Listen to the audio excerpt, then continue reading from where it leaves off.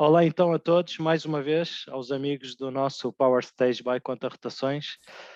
Hoje eu, o António e o Pedro vamos falar sobre o Rally da Sardenha que aconteceu neste fim de semana, mas antes disso temos aqui um ilustre convidado, Fernando Pérez, multicampeão, 3 vezes consecutivas campeão nacional, é isso, não é, Fernando?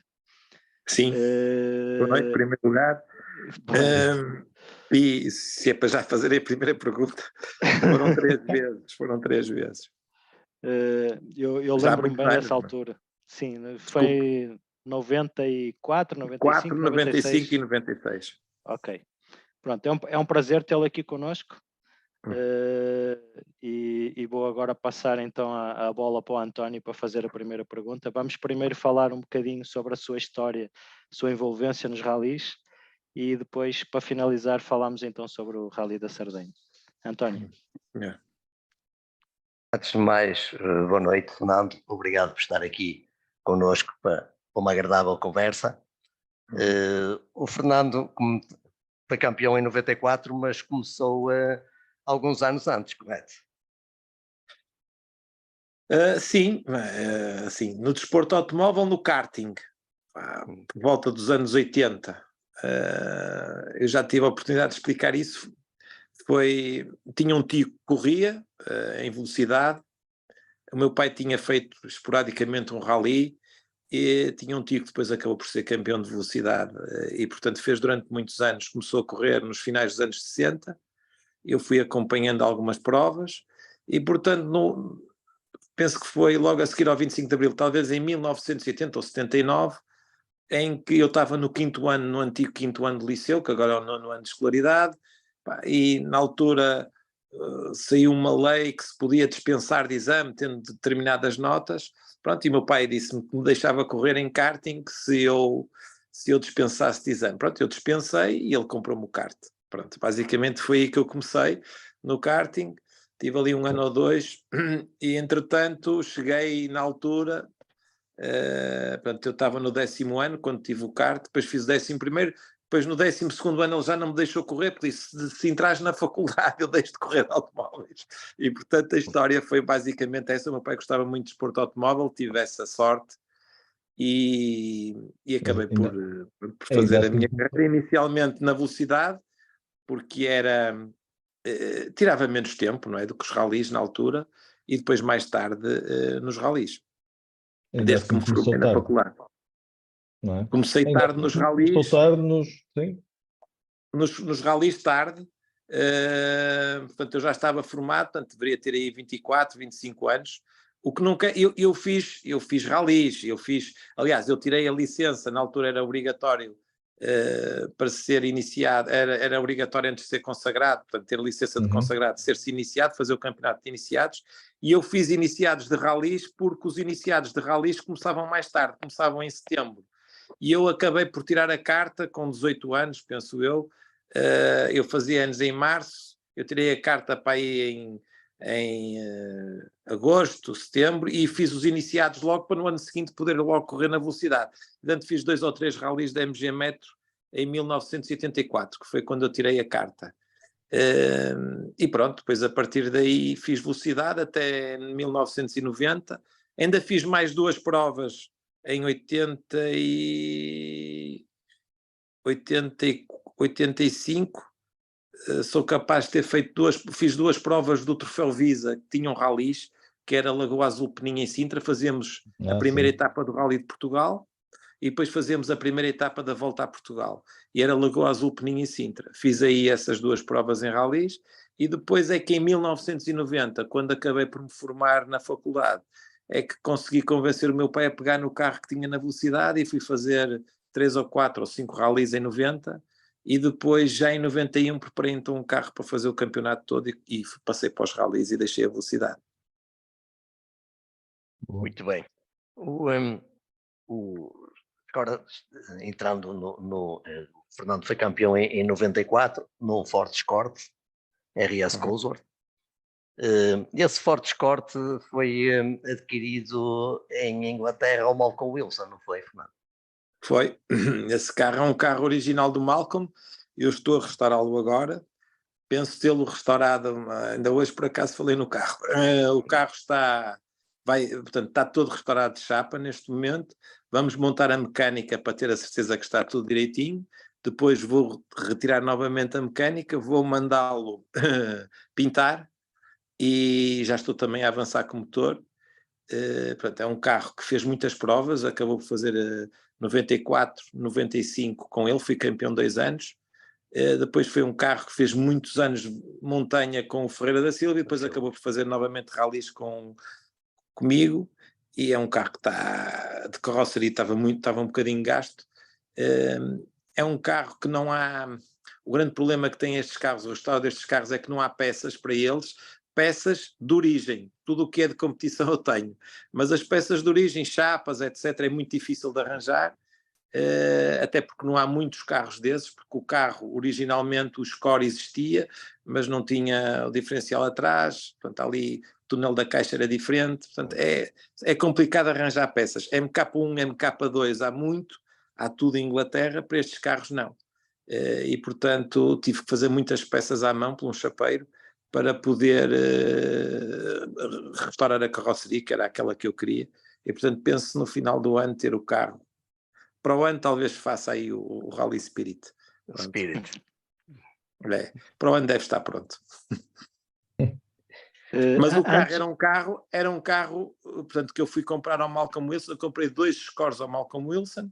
Um era esse carro, que eu ainda tenho, o LRM, e depois comprei um outro carro que acabei por vender e penso que foi transformado em World Rally Car. Foi o carro com que ganhei o campeonato em 96. Depois foi vendido ao Luís Pimentel, depois ele vendeu para fora e perdi um bocado o rastro ao carro, nem sei onde é que ele anda. Penso que já até foi transformado em World Rally Car. Mas tive 2 carros do Malcolm. Portanto, eu assisti ao Malcolm Wilson, à empresa do Malcolm, antes de ser oficial, antes de ser oficial e pôr os carros a correr. Portanto, já tinha relações com o Malcolm e tinha ido lá às suas instalações, que era uma coisa muito pequenina, em casa dele, ele vivia numa quinta, e pronto, foi ali que fiz os 2 carros na altura com ele, e depois acabei por comprar, já ele estava portanto, a gerir a operação da Ford no Campeonato do Mundo, acabei por comprar um World Rally Car. Ele aí ainda estava numa fase de transição, um World Rally Car, comprei ao Malcolm, e que foi o carro que tive, depois acabei por vender esse carro, em 2000 e pouco. Era aí que eu queria chegar. O Malcolm, ou seja, tornou-se empreendedor no final da carreira dele, que é quando tu começas a tua, praticamente. Sim. O Malcolm, basicamente, era o seguinte: a Ford tinha uma estrutura de competição em Boreham, no sul de Inglaterra, e era, pronto, onde faziam aquelas peças todas, as peças Ford Motorsport.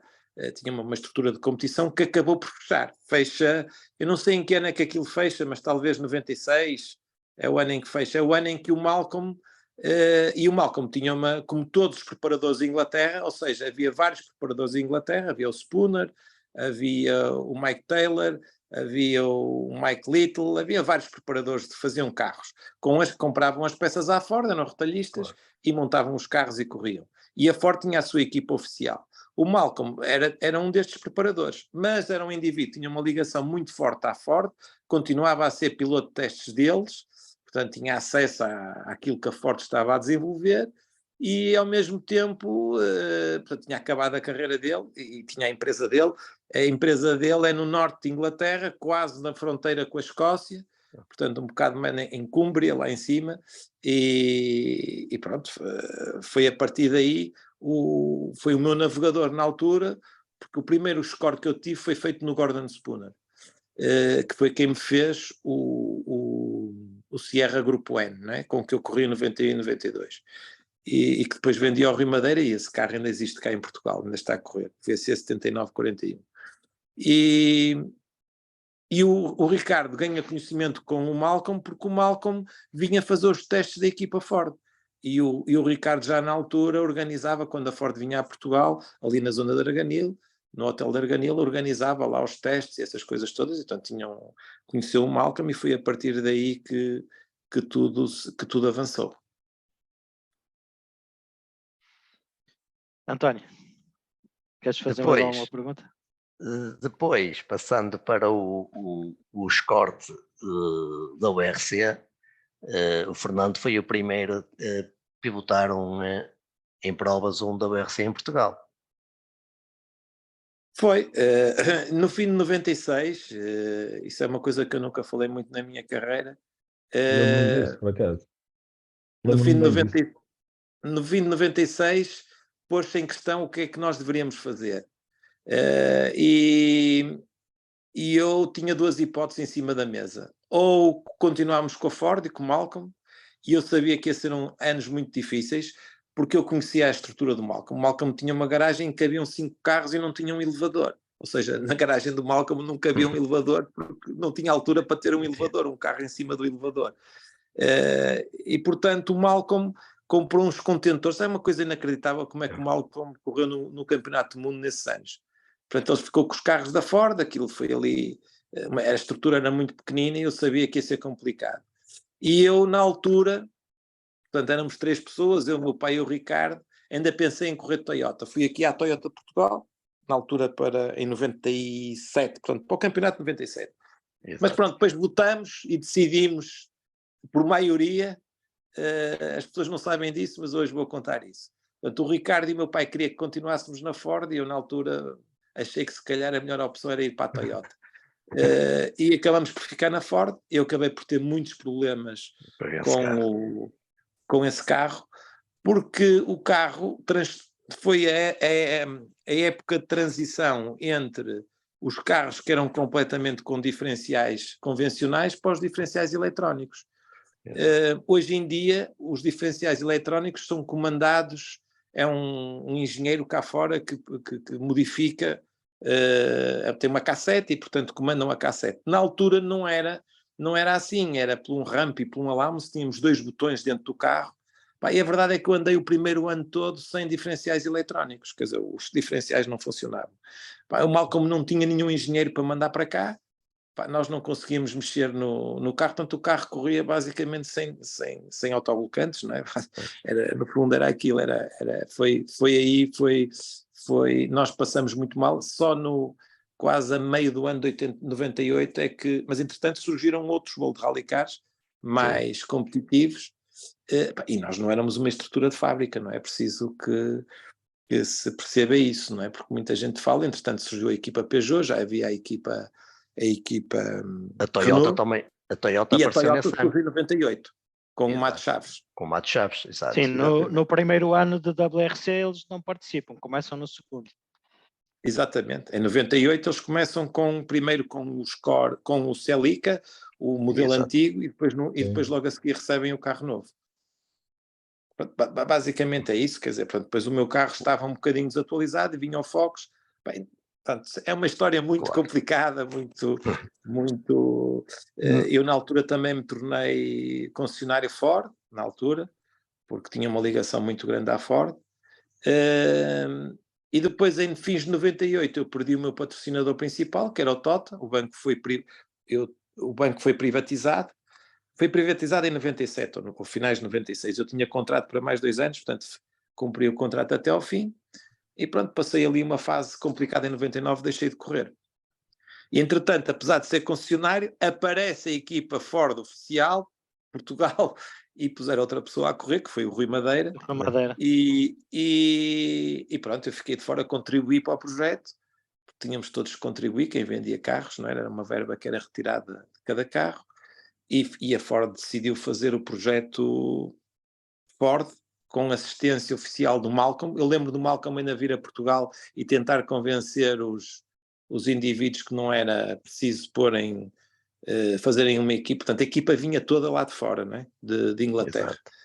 E que podiam utilizar a minha estrutura, a equipa que nós tínhamos, mas a Ford entendeu que não deveria ser assim. E pronto, e fizeram o projeto deles.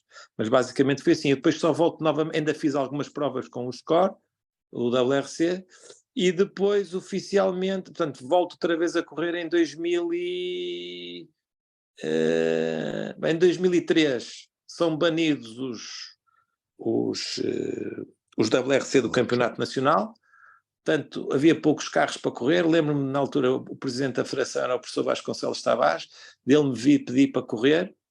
Havia uma equipa oficial que era a Citroën com o Saxo, e na altura com o Armindo.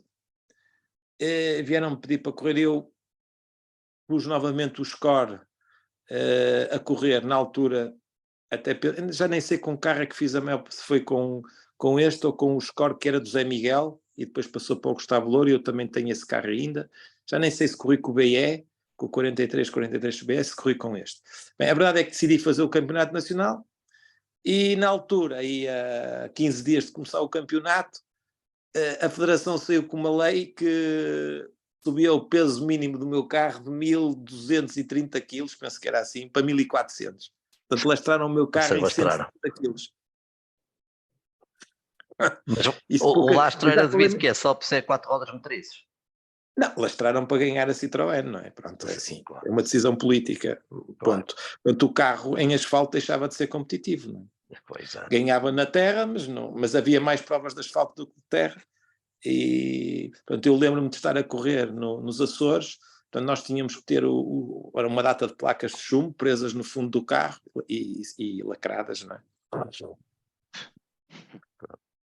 Portanto, são situações no nosso desporto que acontecem, mas foi isso que aconteceu. Portanto, eu ainda ganhei alguns ralis com o Score, Grupo A, na altura, e depois em 2004 comprei um Mitsubishi, fui pedir apoio à equipa Mitsubishi, e na altura não estavam para correr, e no ano de 2005 fizeram eles a equipa oficial.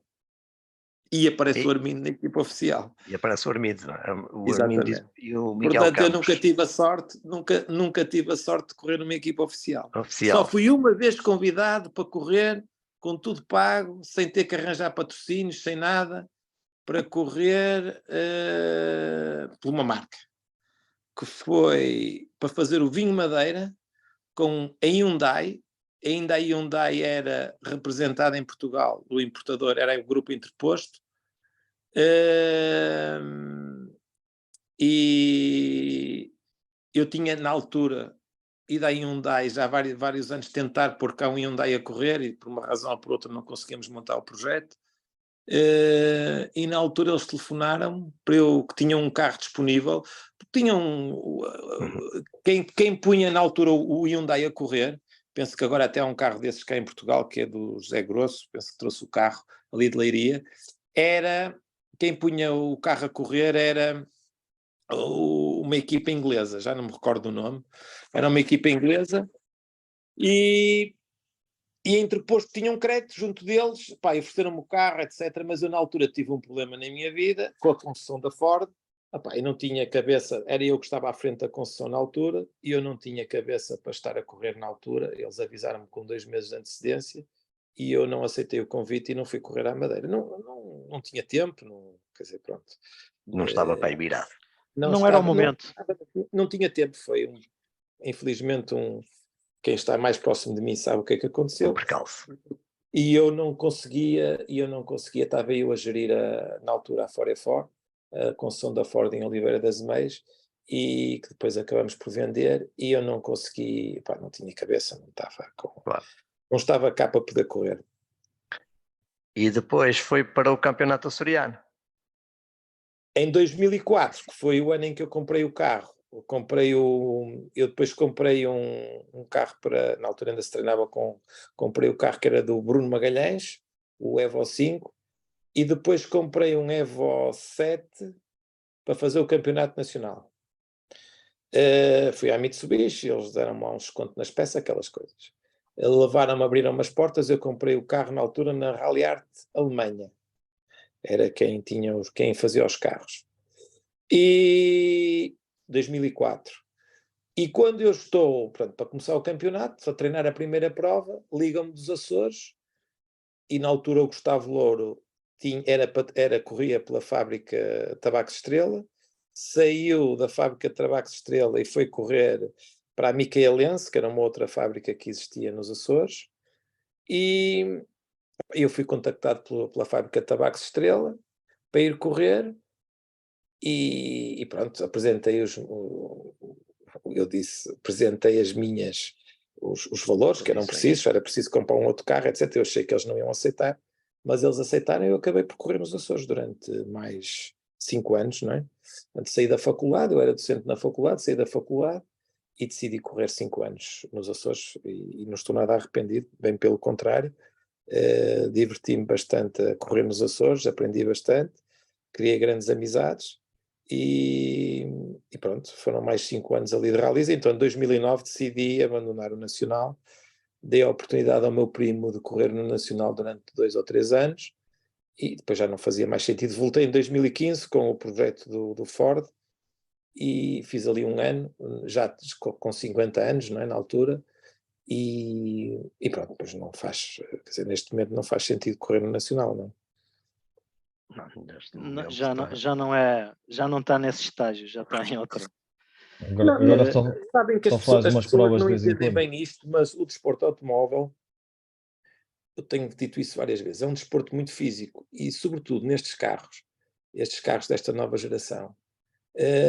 Não quer dizer que pontualmente não haja um ou outro piloto lá fora mais velho que consiga. Isto é um carro para um miúdo novo, não é um carro para um piloto de 40 anos.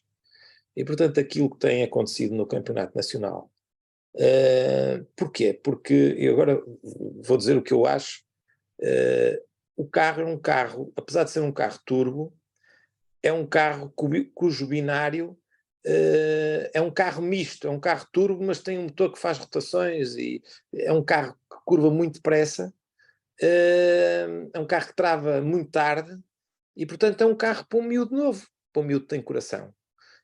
Quando não é assim, à medida que vamos envelhecendo, é muito melhor guiar carros que tenham muito mais binário, que permitam travar cedo, que permitam entrar numa curva em apoio e acelerar também cedo, e a diferença não é tão grande para um piloto jovem.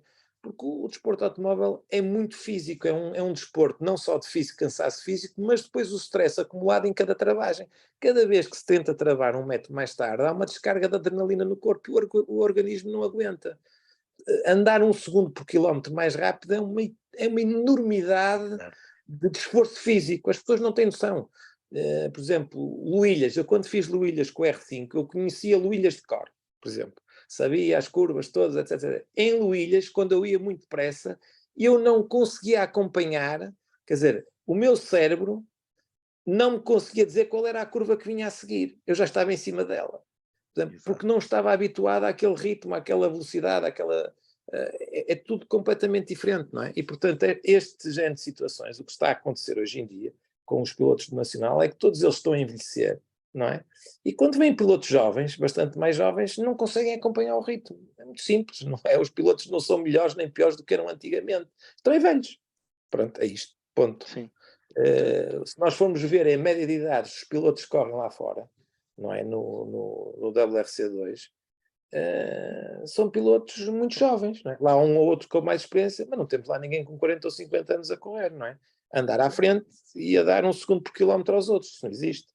Sim. Pô, Nem sei nós se temos tem que ter algum essa realidade. com 30 Da mesma anos. maneira que não temos jogadores com 40 ou 50 anos a jogar no campeonato da primeira divisão. Podem fazer um jogo, 2 jogos, não é? Mas provas grandes, uma coisa é fazer um troço de 5 km, ao 10 km já começa a perder, 15 km muito mais, 20. Na Sardenha houve um troço com 50 km, né? Exato. 49. É impossível, não é? Não, é isto que eu acho que está a acontecer, mas pronto, é a minha visão, porque eu cheguei a guiar um carro daqueles e, portanto, tenho a noção. Por exemplo, os WRCs eram carros, na altura em que eu corri, que tinham um binário muito grande, em que um piloto que travasse, não era necessário travar muito tarde, travando mais cedo, fazendo a curva em apoio, acelerando muito cedo, o carro tem um binário tão grande que não se perde tanto. Nestes carros não. É quase como sendo um carro atmosférico.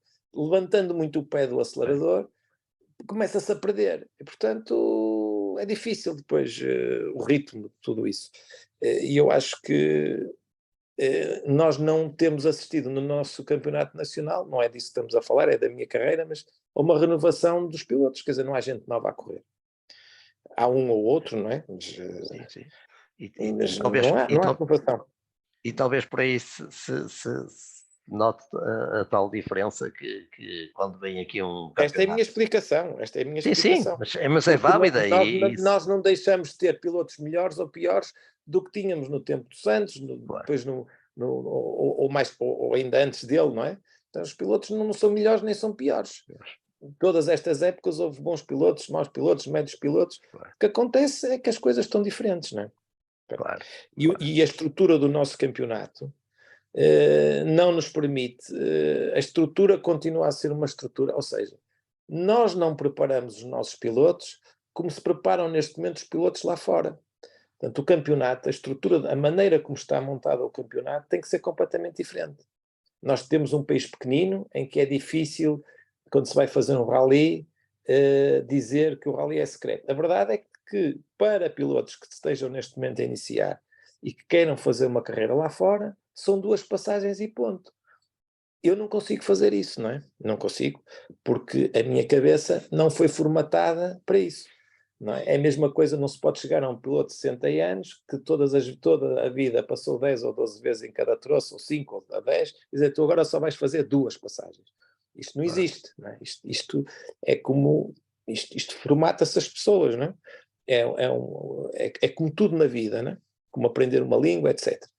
Como nós estamos com a cabeça formatada de maneira, não conseguimos voltar para trás. A verdade é que o campeonato, se nós queremos ter pessoas que cheguem lá fora e andam taco a taco, lá fora ou aqui, em qualquer lado, igual aos outros, só podem passar 2 vezes. A hipótese. Nunca vai haver pilotos lá fora a correr. Sim. Porque estão habituados a passar muito mais vezes cá. Isso não existe lá fora. Lá fora são 2 vezes e ponto final. Exato. Mas é uma opção válida e uma visão válida, aliás, porque nota-se esse tipo de diferença quando, por exemplo, no Rally Serras de Faro, máquinas iguais e os portugueses conhecem mais os troços e tudo mais e não conseguiram acompanhar aquele andamento. Não, Não, isso já dá alguns anos, isto não é de agora. não é de agora, exato. É que os campeonatos lá fora alteraram-se e nós não conseguimos alterá-los cá. Estamos com uma estrutura presa há muitos anos, inerte. Estagnou. Estagnou completamente. Temos que separar. Uma coisa é o desporto automóvel, que eu pratico neste momento, que é um desporto automóvel.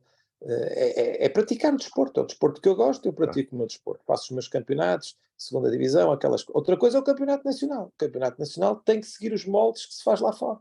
Ponto. Enquanto que assim não for, nós não vamos ter pilotos a correrem lá fora. Não conseguem. Isto é como... Isto é assim aqui, quando saírem daqui e forem lá fora, em vez de levar um segundo, levam 2 ou 3 ou 4 ou 5.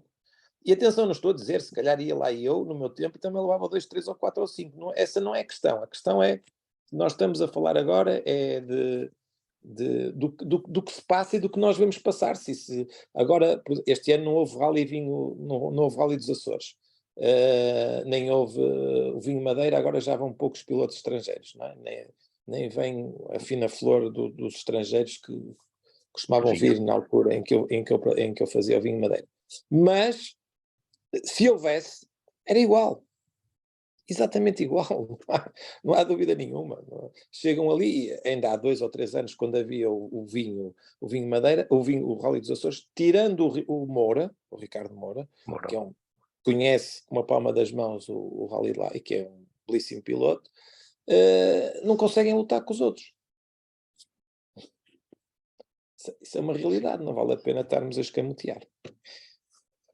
Eu queria só voltar atrás aí alguns metros, que o Fernando disse que nunca teve a oportunidade de correr numa equipa oficial e tal, e não sei o quê, mas também não foi necessário, não é? Porque quem é 3 vezes campeão nacional, isso não é propriamente um problema, não é? Ora bem, vamos lá ver. Eu acho que, depois não tenho a certeza, mas posso-me estar a enganar, mas eu acho que fui o último piloto campeão nacional que não corri numa estrutura, vá lá, oficial, não é? Porque o Rui Madeira, a seguir, foi o Adruzilo, corria numa equipa oficial, o Rui Madeira e o Miguel Campos correu numa equipa oficial, Bato Chaves. o Bato Chaves era a Toyota que estava por trás, ou quase por trás, não é? Que arranjava os patrocínios, etc.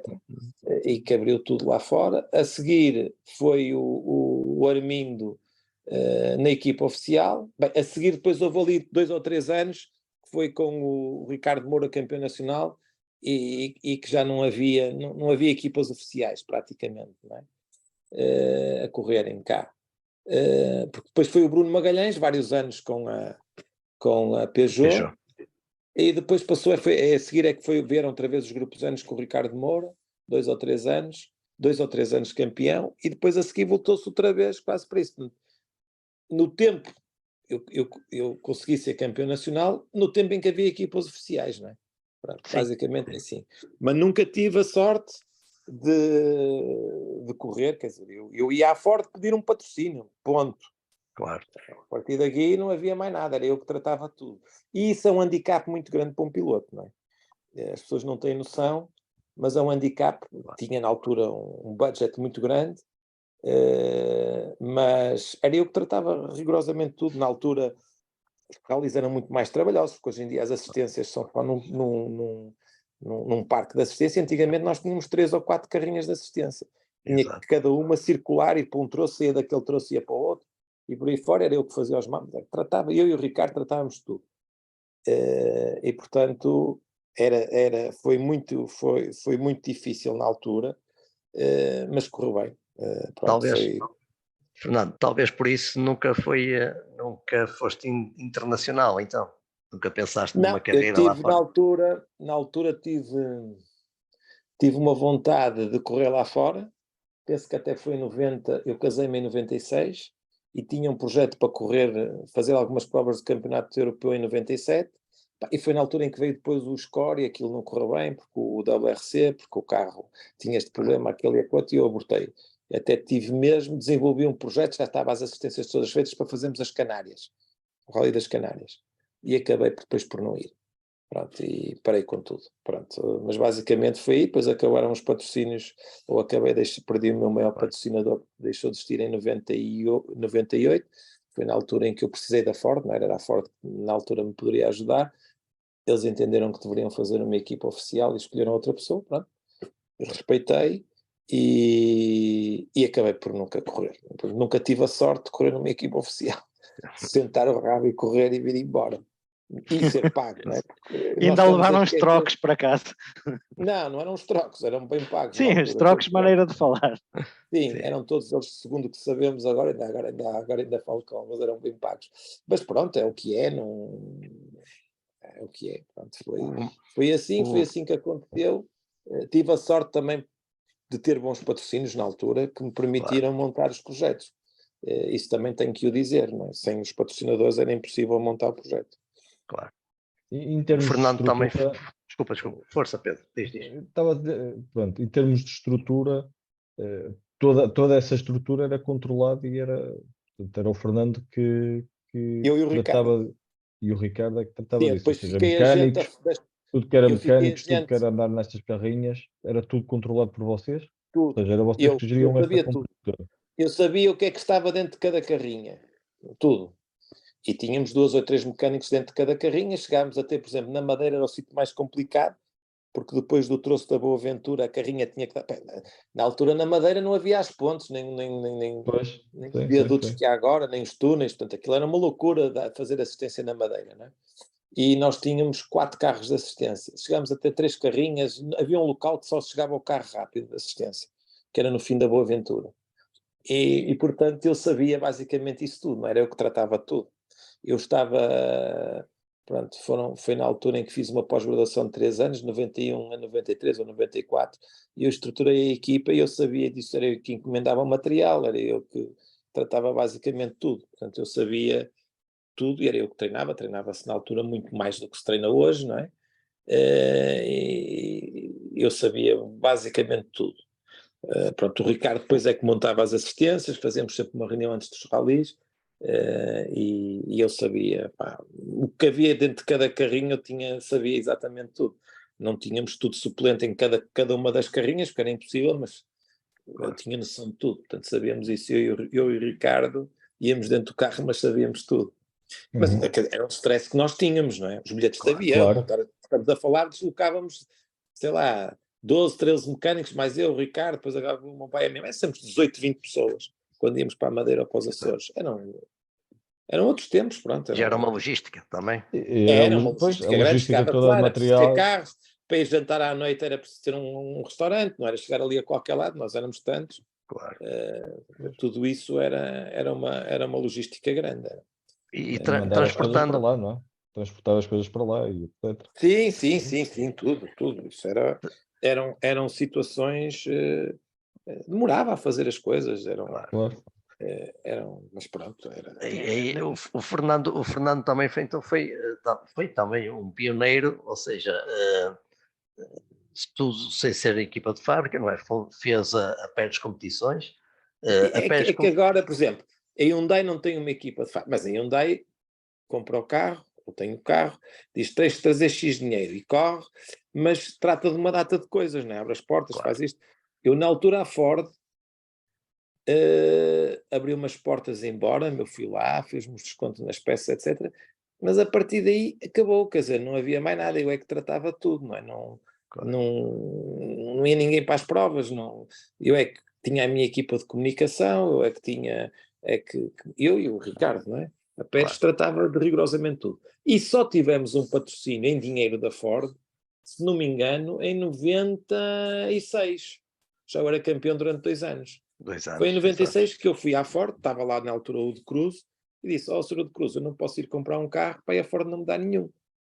E lembro perfeitamente disso. E ele virou-se para mim e disse-me assim, então o que é que você quer? Vocês têm que pagar metade do carro. E ele olhou para mim, na altura, se fosse hoje, aquilo decidiu-se em 5 minutos. Ele olhou para mim e disse, você tem razão.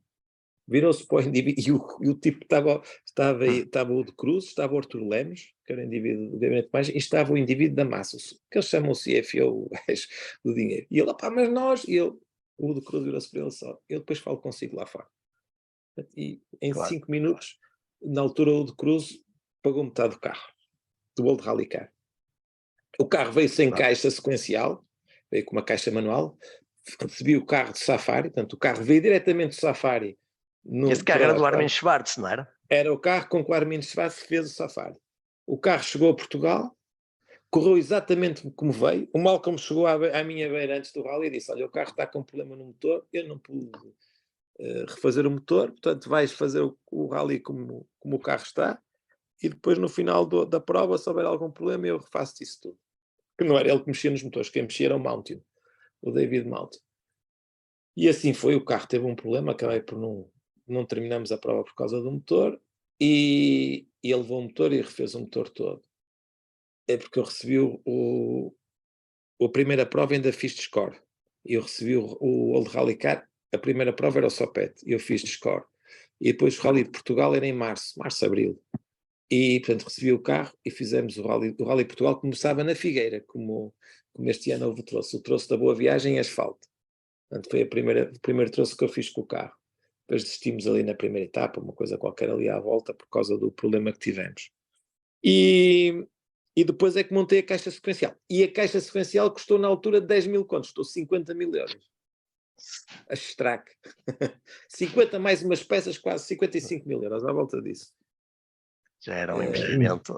Era em contos, não é? Eram 11 mil contos. Era a caixa que custava 10 mil, mais mil, e não havia, quer dizer, não era o problema, não era o problema de custar, era o problema de darem. Eu tenho o dinheiro, mas é preciso eles darem. Não havia peças. E compramos a Strack, e era uma caixa fabulosa. Foi o carro com a caixa ficava uma coisa espetacular. Mas pronto, basicamente foi isso. Isso foi a história com o Old Rally Car, não é? Depois compramos, a carroceria era do Safari, era uma carroceria pesada, compramos uma carroceria mais leve. O carro foi vendido lá para fora em 2002 ou 2000, também por causa desse problema que eu vos falei agora, que não estou agora para estar aqui a falar, tive que vender o carro, precisava do dinheiro. E foi vendido para a Suécia, e há pouco tempo, pouco antes da pandemia, ligou-me um inglês que tinha comprado o carro na Hungria e que sabia que eu tinha a carroceria original do Safari. E eu tinha cá a carroceria comigo, a carroceria do Safari. Disse, tenho sim, senhor. Então queria-me comprar a carroceria, se ainda tenho mais umas peças. Acabei por vender a carroceria e as peças que tinha. Por acaso, não lhe vendi tudo, que ainda tenho um motor do Old Rally Car.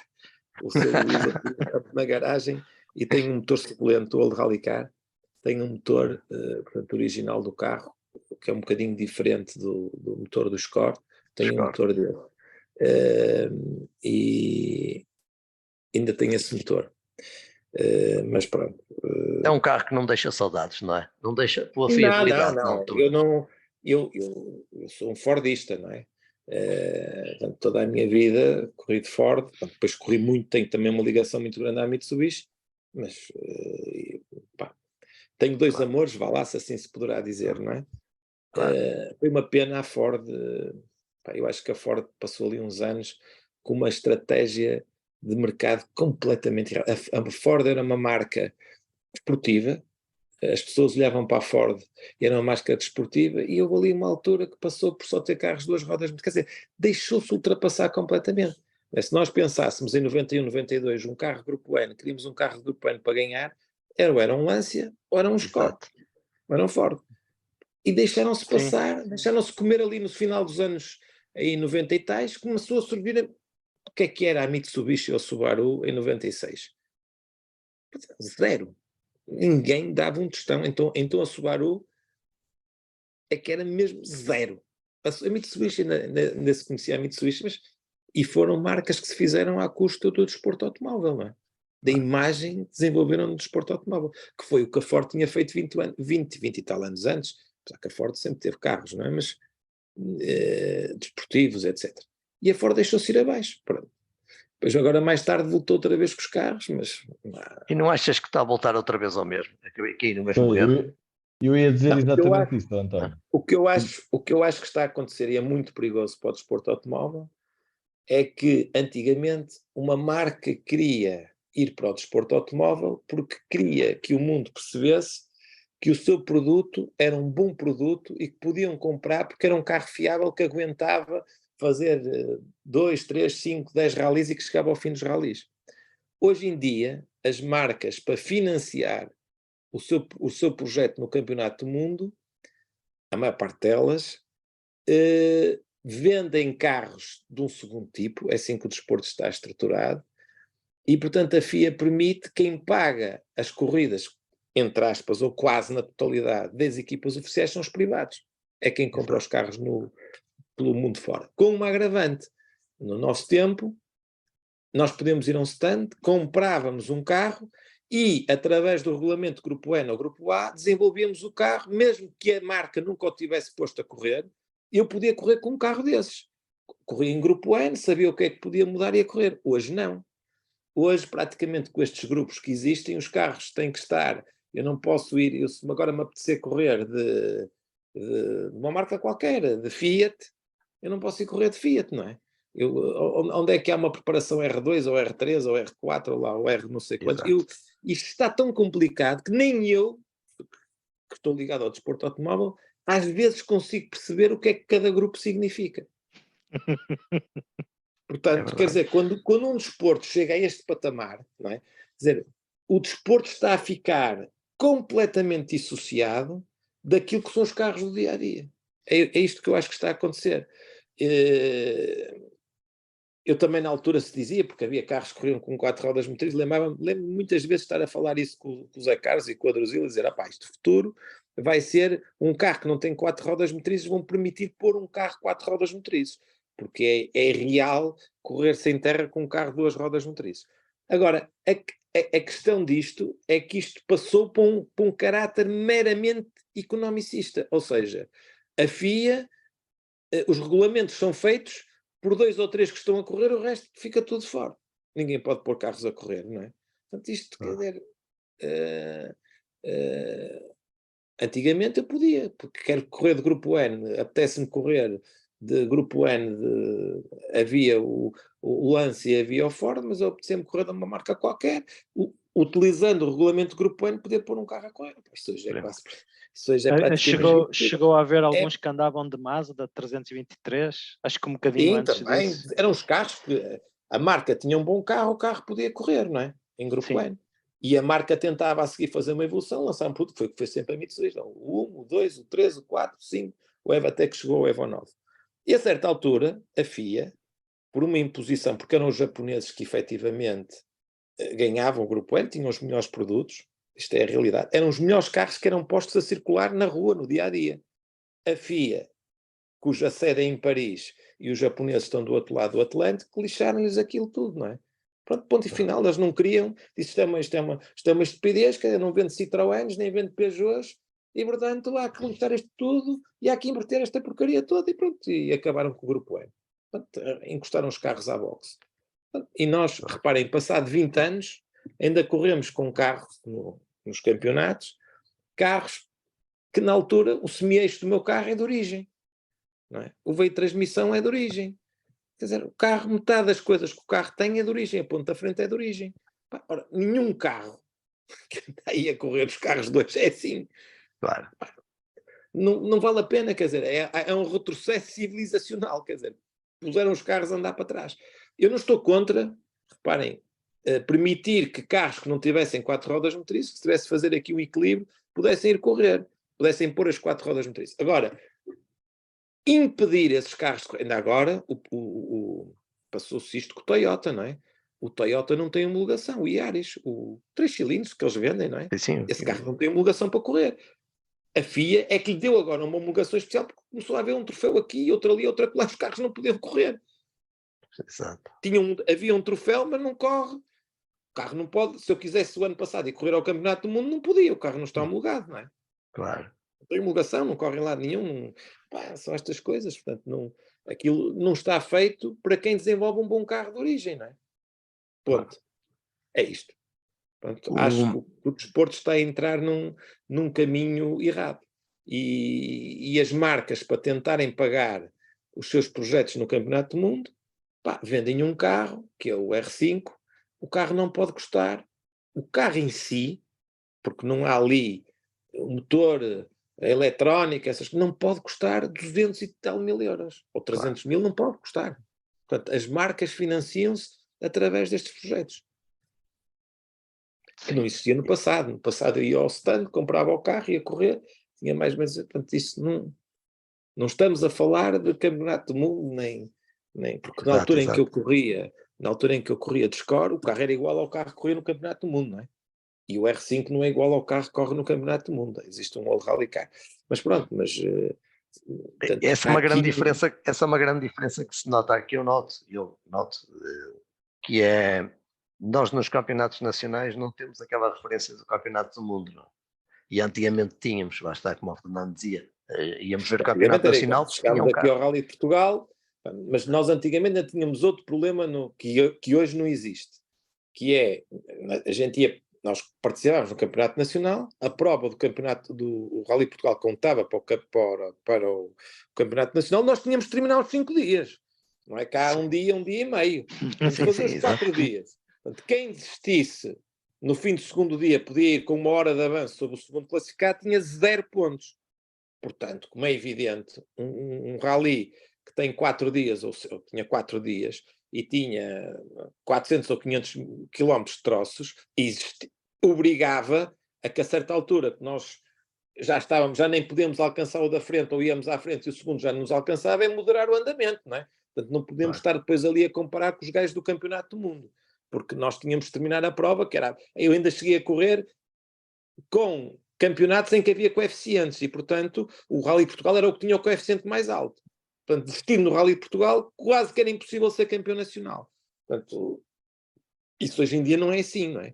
Porque a prova conta no primeiro dia, mas no segundo e no terceiro dia já não estão a contar para nada. E, portanto, tinham a obrigação de andar mais próximo dos carros da sua categoria. E não andam, a distância é igual, ou quase igual. Não é? Portanto, muita da diferença que havia, uma parte da diferença que existia na altura, devia-se a esse fator que acontecia, não é? Que na Madeira e nos Açores era menor, mas existia sempre esse fator, nós desistindo, e que foi uma luta muito grande, porque na altura contavam todos os resultados. E foi uma luta muito grande na altura com a Federação, para que e na altura eu sempre defendi isso, que era que não podem contar os resultados todos, porque quem desiste numa prova praticamente já não pode ser campeão. Claro. Isso era Sim.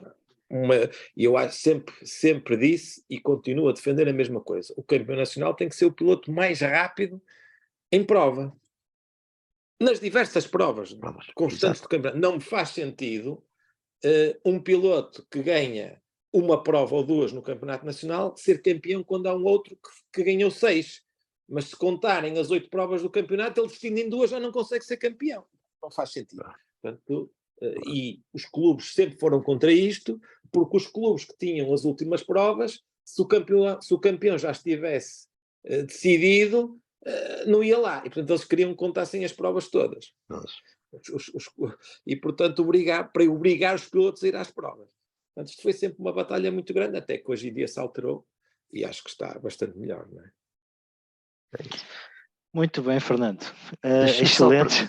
Só perguntar aqui então. uma coisa, Fernando, só para finalizar esta parte. O Fernando está a lançar um piloto, não é? Ou a ajudar, ou a lançar o Pedro Dias da Silva, não é?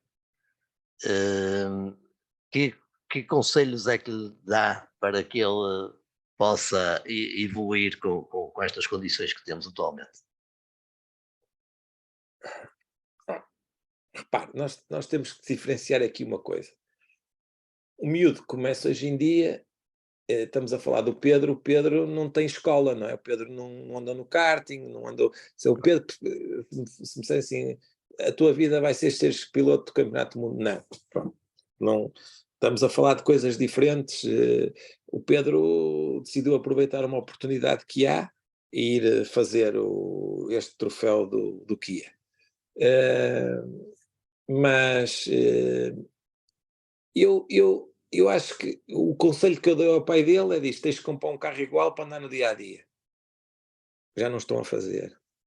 Pronto, isso é a primeira coisa básica, é que tem que ter um carro igual ao carro com que vai correr.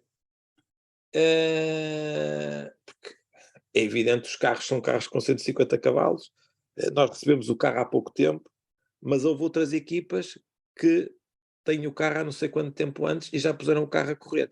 Quer dizer, nós vivemos num país, basicamente, eu também não quero muito estar a falar sobre isso, depois dizem sempre que sou eu que levanto os problemas, mas a verdade é que depois, quando digo as coisas, ninguém vem desmentir, não é? Pronto. Se é um troféu e é suposto só se poderem fazer X quilómetros, e é suposto estarem todos em pé de igualdade, e é suposto uma data de coisas, não é?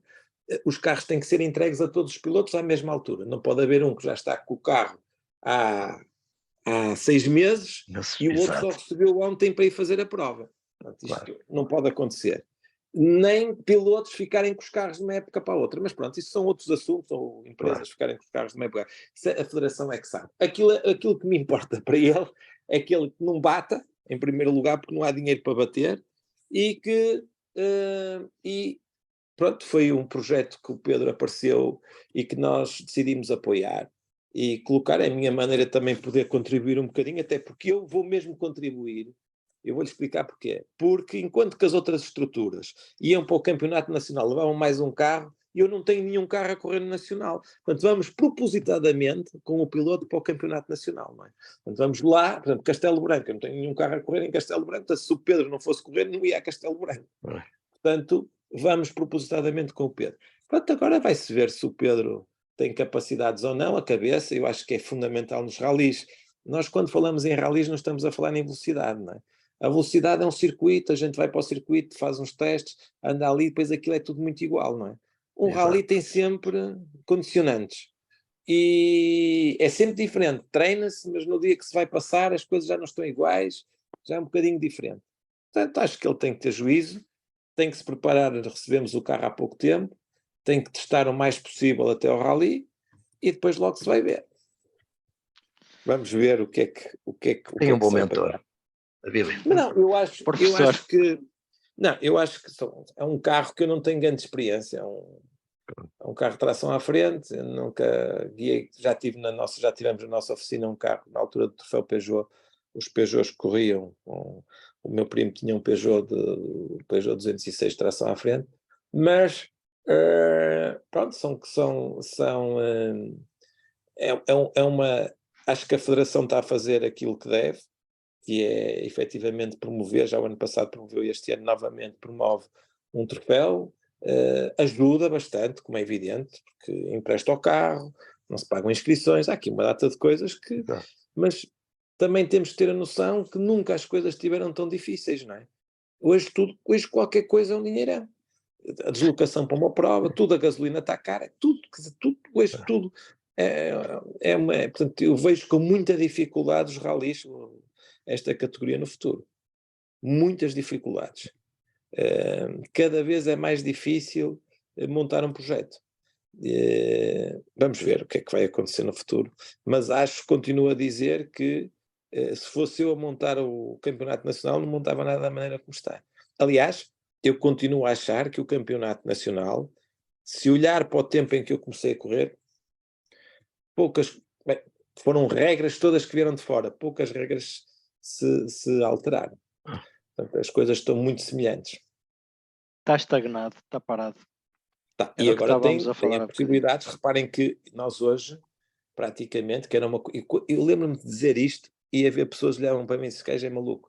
Eu sempre disse que nós havíamos chegar a uma altura que estávamos em casa e que entrávamos dentro de um carro e víamos o carro no troço, não é? Ou seja, no fundo é uma transmissão em que há um sinal, há um satélite lá em cima e todos os carros levam uma câmara lá dentro e nós podemos ver o carro dentro do troço e online saber que tempo é que vai a fazer, etc.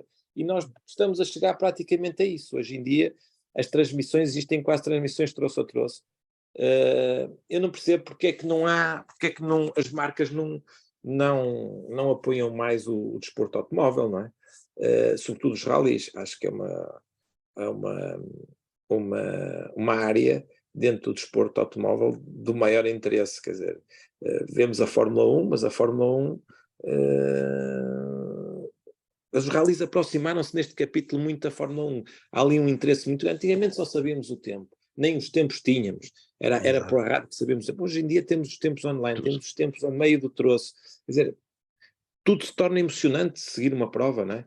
E portanto acho que ainda não percebi bem, há aqui qualquer coisa que está a faltar, mas é que é preciso para termos mais equipas a correr no Campeonato do Mundo. Muito bem, Fernando. António, vamos passar, já estamos com um bocadinho mais de uma hora de programa, seria excelente convidarmos o Fernando se calhar para num outro momento voltar, porque fiquei com a sensação que havia mais histórias para falar aí. Vamos tentar falar um bocadinho do Rally da Sardenha que aconteceu este fim de semana, que teve um OGE que liderou durante grande parte e que depois acabou por perder, é isso? Eu não acompanhei tanto como vocês, mas gostaria que tu ou o Pedro falassem um bocadinho sobre isso. Fala o Pedro, que tem estado mais calado. Sim. Estava aqui a ouvir o Fernando, tem sempre histórias interessantes. O rally foi ali uma luta entre o LAP e o OG, sexta-feira. Sábado manteve-se a luta, eles trocaram várias vezes de posição, até o OG ter aquela saída de estrada na especial 14, salvo erro. E pronto. E quando ele tem essa saída de estrada, o Lápia é curioso, que já estive a ver as gravações, cheio atrás, estive a ver as gravações, é curioso que o Lápia, quando acaba esse troço, dá mesmo, atira a toalha para o chão e diz, pronto, agora já vou ficar em segundo. Agora vou ficar mesmo em segundo. Porque se percebeu logo que a equipa ia puxá-lo. Aliás, ele logo nessa etapa perde logo 15 ou 20 Não, ele segundos. foi quando passou pelo carro do Ogier. Ele passou pelo carro e levantou o pé. E perdeu 23 segundos E porque já perdeu sabia 23 segundos, porque já ia sabia que ia perder ficar para segundo. Sim. E pronto, que a equipa ia ter que deixar passar o navio para a frente. Até essa altura foi interessante a luta, epá, e gostei do. Pronto, nós já falámos disto várias vezes. Temos poucas vezes temos apostado no Lápis, mas estou a gostar da prestação do Lápis. Acho que tem vindo a subir. de rendimento e pronto, está aí para dar cartas. Em relação ao Neville, pá, já há um tempo que não ganhava, desde o Japão do ano passado, estava na altura. Se é um candidato ao primeiro lugar, estava na altura dele chegar à frente.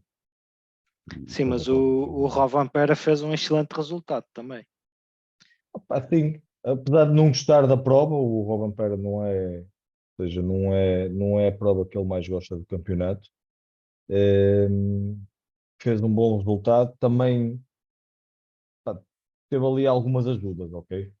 Houve ali alguns carros à frente dele que pronto, foram desistindo. O Sordo, por exemplo, teve uns furos abaixo, teve ali uma saída de estrada que pá, não se percebe muito bem o que é que ele realmente queria fazer ou o que é que estava à espera de ver depois dos portanto, depois das árvores e da vegetação que tinha.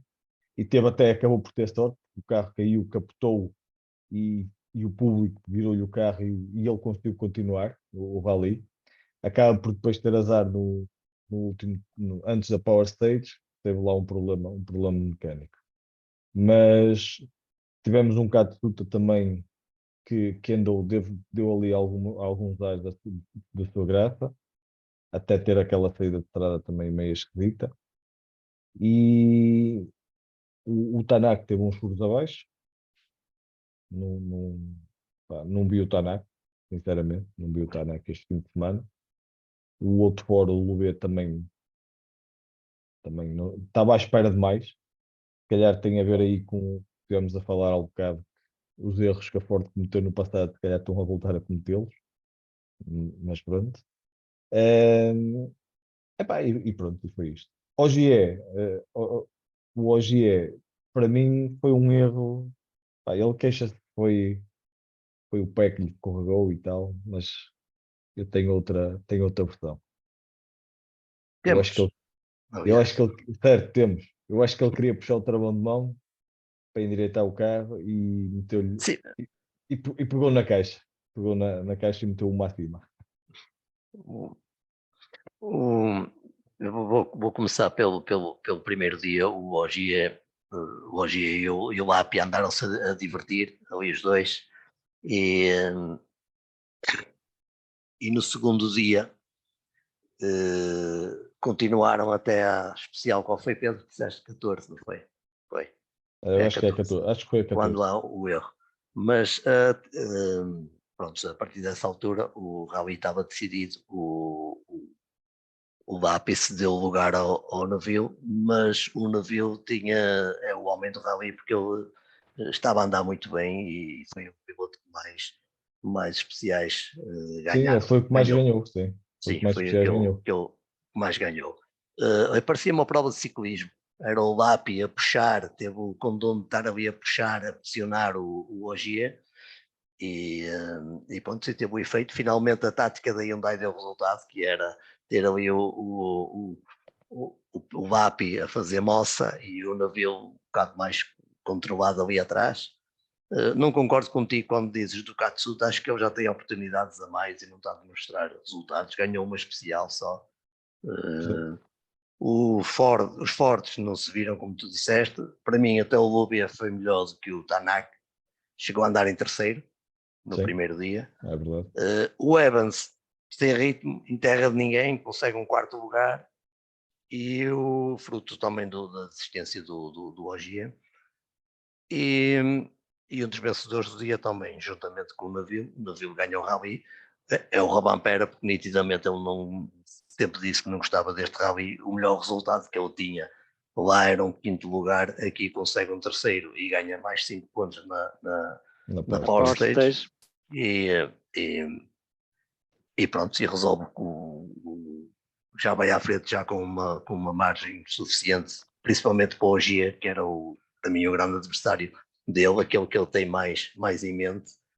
E sob o ponto de vista da organização, eu não gostei muito do rally. Acho que o rally é muito duro, muito estreito, muito mal organizado.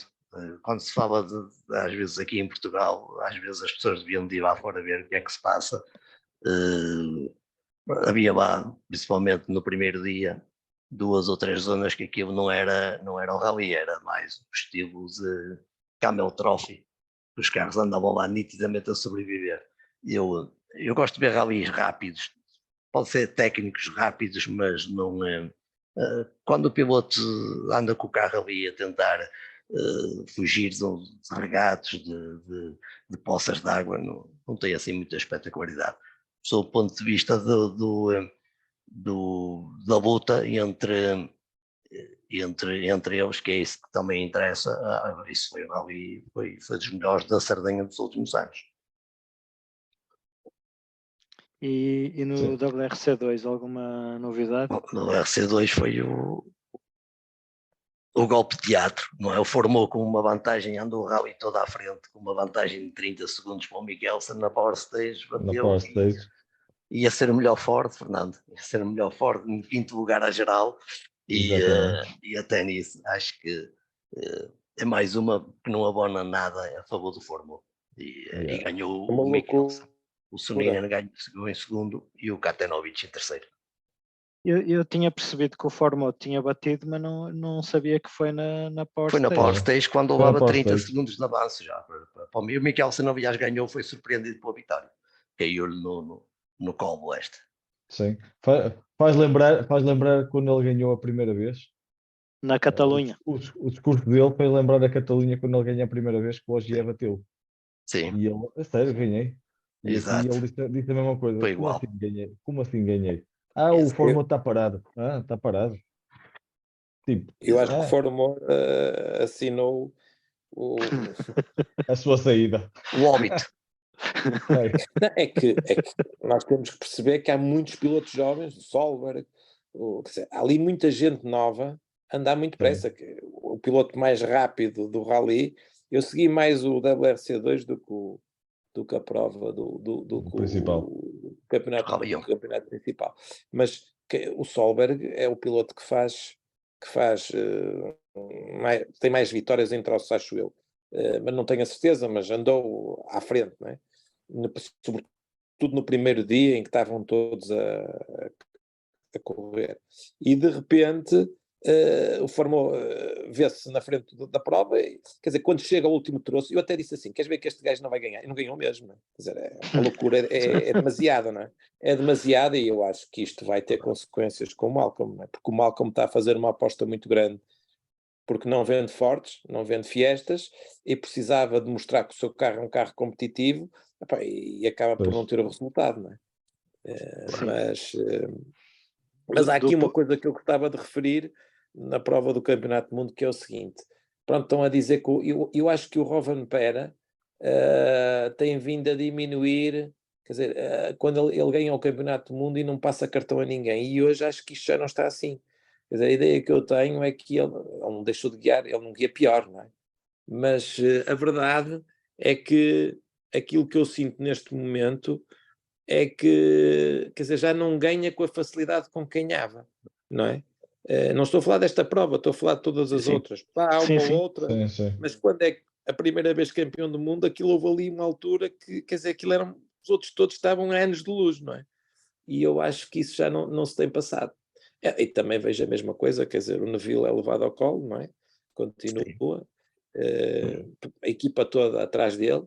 Se ele não é campeão este ano, também não sei o que é que vai acontecer.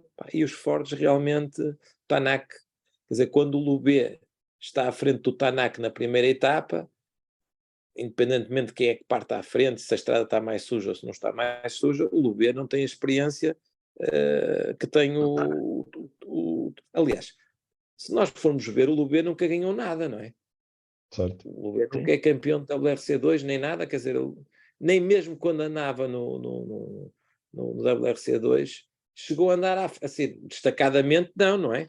Portanto, é uma aposta do Malcolm, mas não é um piloto que tenha um palmarés.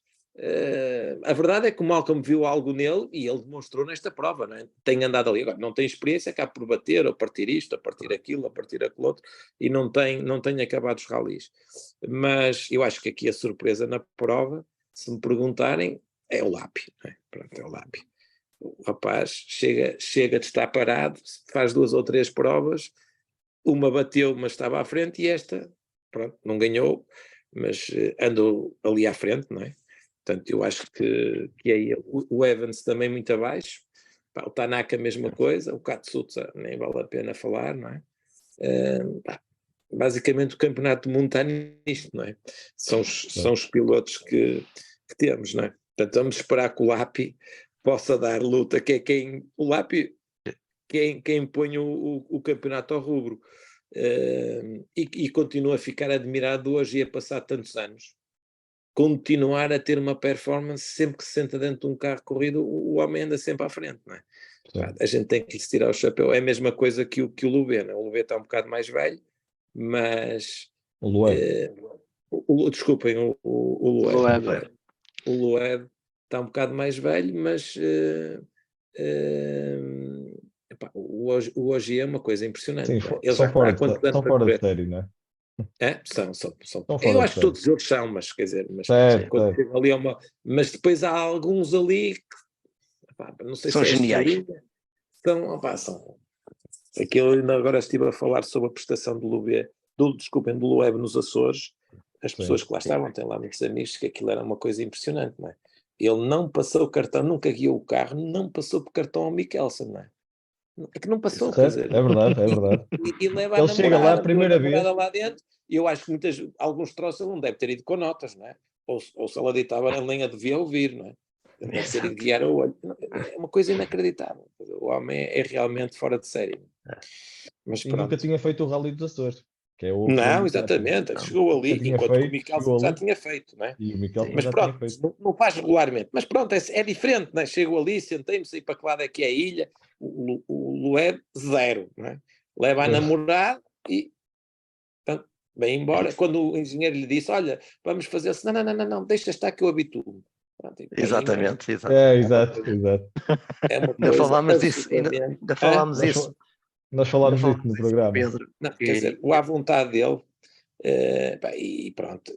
Mas lá está, é aquilo que eu vos dizia. Eu estou convencido que ele já não consegue fazer um campeonato todo, quer dizer, um campeonato com 20 provas, ou 18, ou 17 provas, todas elas começam a ser cansativas para ele. A motivação é uma coisa muito... Num piloto que já foi campeão não sei quantos anos, não é? Ele agora deve querer ir correr e ganhar o seu dinheiro, quer dizer, a motivação não pode ser a mesma, não tem a mesma capacidade de arriscar que tinha na altura, não é? Nenhum deles é maluco, que é uma diferença muito grande. Uma coisa é o arriscar, é o andar acima das suas possibilidades, que é uma coisa que num piloto que já foi campeão não sei quantos anos, é difícil, acho eu, quer dizer, não sei, que nunca fui campeão do mundo, eu nunca corri no mundo, estou a tentar fazer uma equivalência àquilo que aconteceu na minha vida, não é? Essa é a partir de uma determinada altura, não se justifica, quer dizer, ele não tem necessidade disso, não sei se me faço entender, e portanto nunca o vai fazer, mas mesmo assim sempre pega no carro, anda na frente, quer dizer, é uma coisa, os dois, porque eles parece que não se estão muito bem, porque um veio substituir o outro, mas pá, são realmente, eu gosto imenso do Tanaka, gosto imenso da Ford, mas o Tanaka realmente nesta prova parece que a palavra certa foi não esteve presente, não é? Não estava lá. Exatamente. Não estava lá. Não estava lá. Passou ao lado. Mas eu estou curioso de ver o Lubê, porque eu acho que o Malcolm nunca se engana muito, não é? E para ele ter escolhido o miúdo, há aqui eu não estou dentro destes meandros, mas aquilo que me dizem é que a Ford gasta nos Estados Unidos, nas suas corridas, 10, e no resto do mundo 0,1. É verdade. E do 0,1 dá metade ao Malcolm. O Malcolm não tem dinheiro, não é? Quer dizer, a Hyundai tem o que nós sabemos. A Toyota faz a aposta que nós sabemos. A Toyota tem uma equipa no campeonato de Endurance e tem esta equipa de rallies que vocês veem como é que é. E a Hyundai... Sim, ainda tem as carrinhas do Paris-Dakar, essas coisas todas. É uma marca completamente virada para o desporto automóvel. Talvez neste momento é que aposto. E também nos Estados Unidos da América, não é? Sim, exatamente. Os Camry. Estou em tudo. A Ford gasta tudo nos Estados Unidos, porque dizem assim, porque é que sabem? Sou muito amigo do Walter Ribeiro, e ele vai lá, e é lá por causa do projeto do do tipo que morreu, como é que se chamava? O Ken Block. Ken Block. E eles gastavam naquelas ovais, a maior parte do orçamento dele é gasto nas ovais. A Ford. Mas é uma coisa, gastam 1000 vezes mais do que milhões. É uma coisa inacreditável.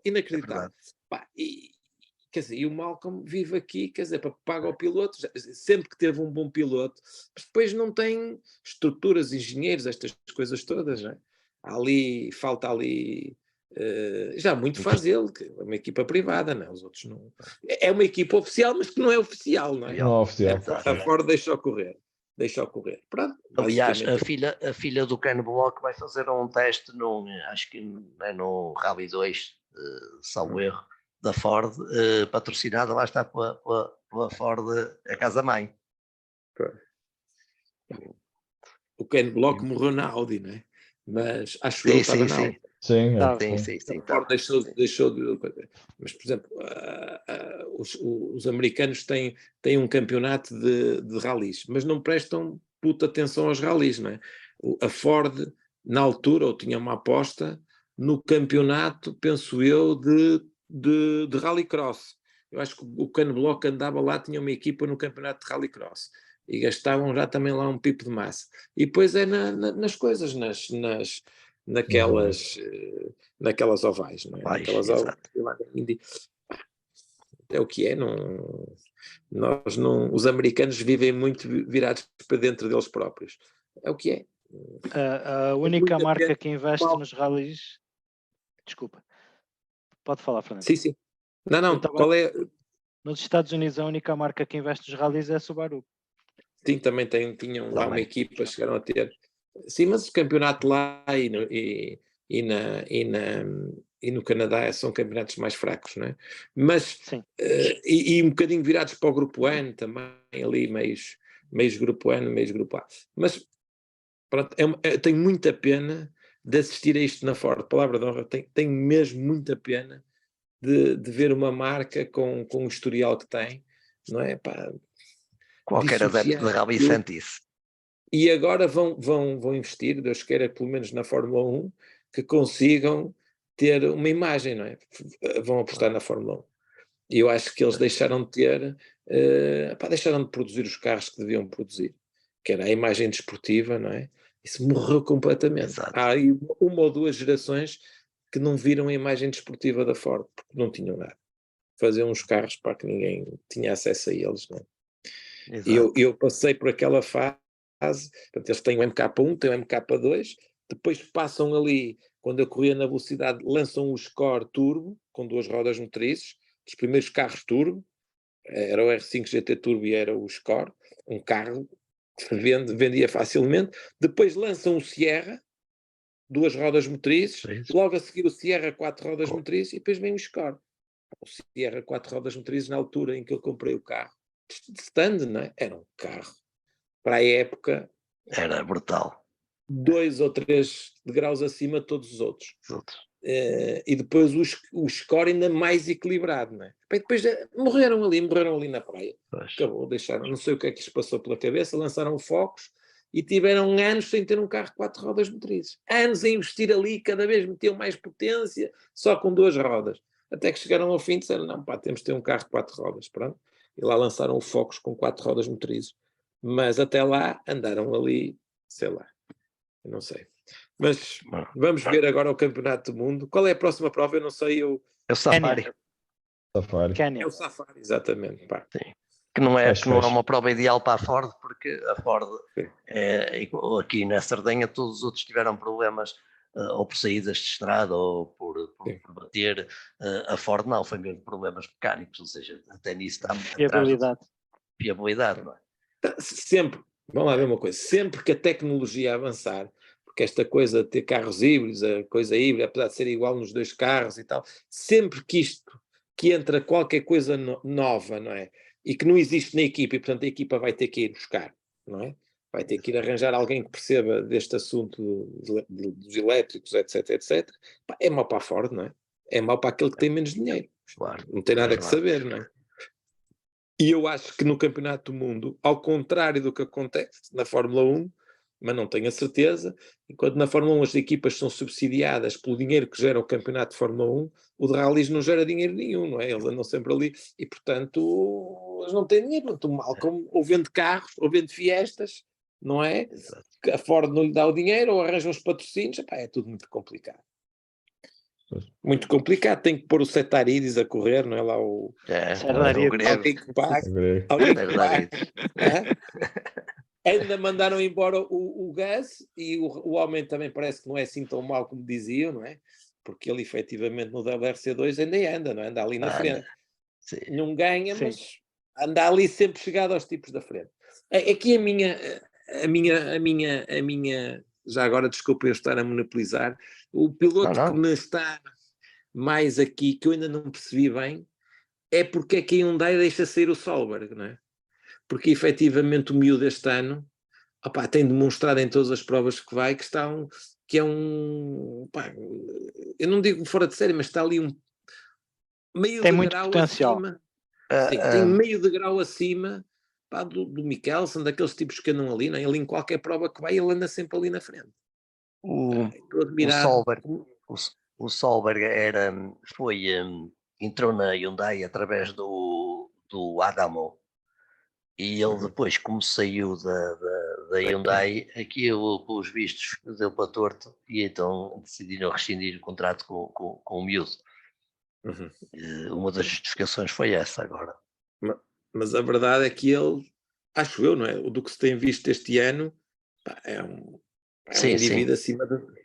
Pá, miúdo novo, não é? Nós estamos a falar, eu não sei que idade é que ele tem, mas tem 20 e poucos anos. Tem 20 e poucos anos. 21 Sim. por aí. 21. Vamos lá ver. Exato, Ele é sueco, não é? E o outro é finlandês, o Rovanperä. Mas eu também ando ali muito a seguir. É engraçado, é um indivíduo que é meu contemporâneo, que é o Lindholm pai. Ele também foi campeão finlandês vários anos e nunca se conseguiu afirmar cá fora, nunca teve uma oportunidade. E os finlandeses, havia muitos finlandeses a correr, não é? E ele foi várias vezes campeão finlandês. E o filho dele, o Lindholm, o Emil, está agora a correr, também não ganha, mas anda sempre ali, falta-lhe ali meio de grau, não é? Ele é o campeão em títulos, o Ele é o WRC2. campeão de título. Sim, ganhou o ano passado. Ganhou. Sim, mas pá, vamos lá ver uma coisa. Ganhou, mas porque é um Ganhou campeonato de mais regularidade. Sim, pronto, está ali, não é? É isso. Ele nunca ganhou nenhum rally, quer dizer, nunca ganhou, nunca começou um rally. Primeiro neste troço e ganhei os troços todos e ninguém mais chegou à minha beira. Exato. Pronto. E também está com dificuldade de ter a mesma oportunidade que teve o pai. E temos aquele miúdo também, o Pajari, ou não sei o que veio cá correr ao rally de Lisboa. Sami Pajari. O Sami Pajari, que já está por ali acima a subir. Eu estou para ver, estou curioso de ver. E liderava o WRC2 agora na Sardenha até ter problemas. Os primeiros troços foi o Sami Pajari que cai. Ele teve problemas, ficou sem uma roda. A roda 19 ou 20 anos, o miúdo. Mas esta coisa do Ogier, há uma coisa engraçada, que é, há pilotos que quando saem de estrada a culpa nunca é deles. Exatamente, ainda hoje disse isso. Nunca é deles. Ele disse isso hoje. É aquilo, é aquilo outro. E é uma coisa que eu não... Isto depois é o feitio de cada um. Não me identifico muito com o Ogier pela maneira de ser dele, quer dizer... o Ogier é um indivíduo, eu nunca ouvi o Ogier a dizer, olha, aconteceu isto e eu fiz um erro, não é? Exato. Mandei um malho, pronto, não é? Porque, eu não sei se o Fernando viu as imagens, ainda hoje estava a dar, por acaso estava a ver no resumo da Sport TV, em que ele diz que o pé que tinha trocado um pneu e tinha as botas com lama, e então ia travar e o pé escorregou do travão para pode acontecer, não é? Pode acontecer, mas o que é certo é que se reparar, ele está a tentar, isso poderá ter acontecido, não é? Mas ele está agarrado à alavanca de velocidades e nota-se nitidamente que ele queria ir ao travão de mão e ele mete mais uma velocidade e fica agarrado à alavanca, ou seja, ele trocou-se todo naquele momento, embora a saída era inevitável, aquilo não tinha hipótese, mas ele nunca disse isso, foi-se focar na parte da sapatilha. Mas já agora diz-me uma coisa, eles travam sempre normalmente para a esquerda. Dizem-me que o Web não. Já não sei quem foi que me disse outro dia que o Loeb é o único dos que travam todos com o pé esquerdo, muitíssimo forte. Portanto, eles andam quase sempre com o acelerador a fundo e pouco levantam o pé e travam o carro com o esquerdo. Ou seja, porquê é que andam sempre com o acelerador? Porquê é que travam com o esquerdo? Porque antigamente os carros, quando não havia o ALS, que é o Anti-Lag System, ou seja, quando tiramos num carro turbo, tiramos o pé do acelerador e quando voltamos a dar, durante um determinado período de tempo, há um lag, quer dizer, o carro não dá logo a resposta, o que acontece num carro elétrico, não é? Então o carro turbo, o que é que eles fizeram? Fizeram um anti-lag, ou seja, o turbo, mesmo que eu tire o pé do acelerador, mantém sempre um bar de pressão, na altura era um bar de pressão. Agora, para contrariar isto, ou seja, se nós não tivéssemos isto, o que é que temos? Temos o acelerador sempre a fundo, a pressão não desce, e o travão só para abrandar e para... Mas isso era a técnica dos finlandeses. Eu fui fazer um curso de condução à Finlândia, já não me lembro o ano, com o Lindholm, é engraçado, com o Lindholm. E ele nesse ano veio correr aos Açores. E andamos os dois taca-taca até ele sair de estrada. Por acaso, essa história também não contei ainda, mas é engraçado. Fui aos Açores correr com o Lindholm. E porquê é que fui ao fazer o curso? Porque na altura, decidi ir andar na neve que nunca tinha andado. Porque na altura o Ricardo conhecia o Lindholm porque ele também era piloto de testes da Ford. Fazia os testes todos para a Ford. E fui andar numa pista, num lago, não é? Eles abrem uma pista, o que é que eles vão? Vão a um lago, pegam num caterpillar e o lago está gelado e abrem uma pista, não é? Pronto. E anda-se ali. Nunca mais me esqueço que eu depois no segundo dia, por acaso é uma história engraçada para contar. Eu no segundo dia cheguei lá e portanto a pista, a gente andava num sentido, como se fosse um circuito, não é? E eu chego lá no segundo dia, sentei-me logo no carro, pois aquilo começa a ser tudo igual, não é? E ele disse, agora é ao contrário, mas ao contrário. E pronto, mandei logo um mail logo a seguir. Não, era engraçado porque eles diziam assim, olha, tu sais, portanto, aquilo não tem berma de estrada, é um monte de neve, não é? Que eles abrem a estrada. E depois, ele disse-me sempre que saíres, tens que sair do carro, tiras as luvas e vais ao radiador, limpas o radiador, porque está lá neve e o carro não respira. Portanto, um gajo a certa altura já não quer falhar nada só por causa de ter que sair do carro e as mãos já estão geladas. mas também com o Lindholm, era uma coisa engraçada, foi quando fui lá à Finlândia andar. Depois acabei, ainda pensei em fazer lá um rally, mas acabei por nunca o fazer.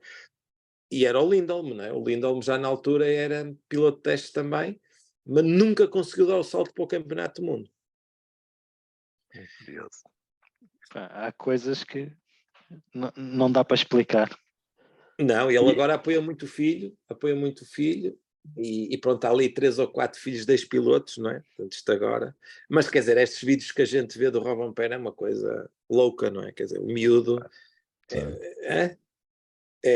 verdade, quer dizer, é verdade. foi mesmo, e ele é um fora de série, não é? Quer dizer, Foi formatado. Foi formatado, exatamente. Foi formatado. Mas é mesmo isto, ele foi formatado, não há. Exato. Foi preparado e pronto. Ele, quer dizer, começa a correr com que idade? Ele não tinha 18, não é? Acho eu, quando foi para o campeonato. E ele tinha 8 anos quando andava com o Starlet. Não, no Mundial acho que tinha 17. Ele no Mundial não tinha, quando começou a correr não tinha 18, ou já tinha? Não, acho que não. Tinha 17 anos. 17. Eu ainda cheguei aqui na altura a pedir à Federação para deixar também correr. Nós vivemos sempre atrás do prejuízo aqui em Portugal, não é? Lá fora faz isso, porque é que não há de poder fazer aqui? E abriram uma exceção aqui em Portugal no Michelson, que veio fazer uma vez o Rally dos Açores com 17 anos. Exatamente, é isso. Lembro perfeitamente isso. Inacreditável. E o Michelson pode fazer. Exatamente.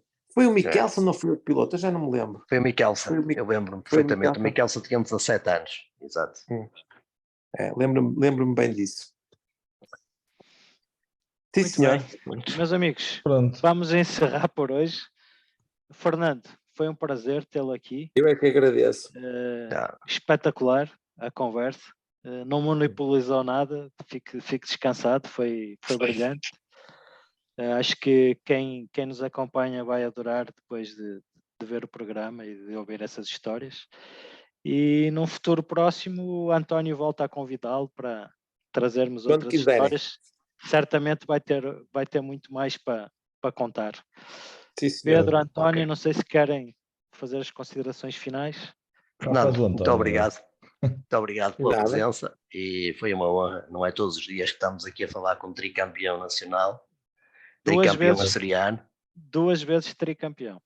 Sim, exatamente. Por isso, Portanto. e também a nossa função é que agora estes miúdos novos que gostem de rally também fiquem a conhecer o passado. Nós tivemos pilotos brilhantes ao longo do nosso campeonato e o Fernando é um deles e foi uma honra tê-lo aqui connosco. Muito obrigado, eu é que agradeço. Muito boa noite e um Obrigado. abraço a todos, está bem? Obrigado. Obrigado e até à abraço, próxima. obrigado, Até à boa próxima. noite. Obrigado. Obrigado, Até à um próxima. abraço, obrigado.